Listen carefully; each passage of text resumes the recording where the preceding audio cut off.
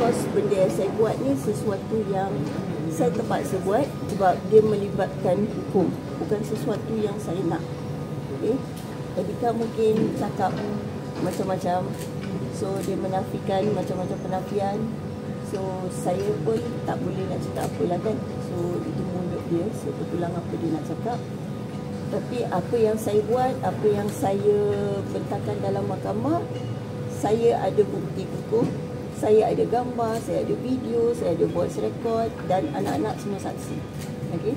So kalau dia nak menafikan, dia kata tak ada bukti ke, saya purposely nak mengaitkan dia ke, dari awal, you all first day saya datang mahkamah pun saya tak tahu yang tiba-tiba wartawan ada.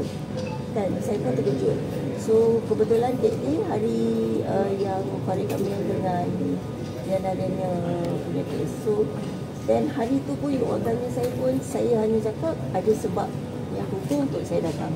Saya tak nak apa-apa keluar dari mulut saya. Saya memang tak berniat nak mengaitkan ke, saya langsung tak ada niat. Sebelum ni benda ni sebenarnya dah berlarutan bertahun-tahun. Okay?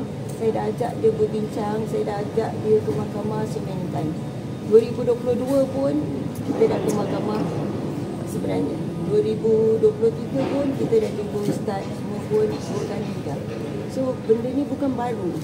Tapi bila time first artikel, first video yang keluar, yang mana tak silap saya Nona yang interview, yang dia cakap dia pun tak tahu apa sebab saya minta cerai, dia pun tak tahu kenapa saya keluar rumah. So itu satu penipuan yang besar sebab apa, dia tahu everything. Anak-anak semua pun tahu everything. Okay? So from there, tahulah kan, bila statement keluar macam tu dari dia dan orang ramai netizen semua, and dia mengaitkan saya tak waras, saya mental. Kalau saya mental, saya tak datang mahkamah pun. Kan, saya diam-diam je lah ada. Buat apa saya nak fikir pentingkan hukum tu, you know. So saya buat ni because of hukum.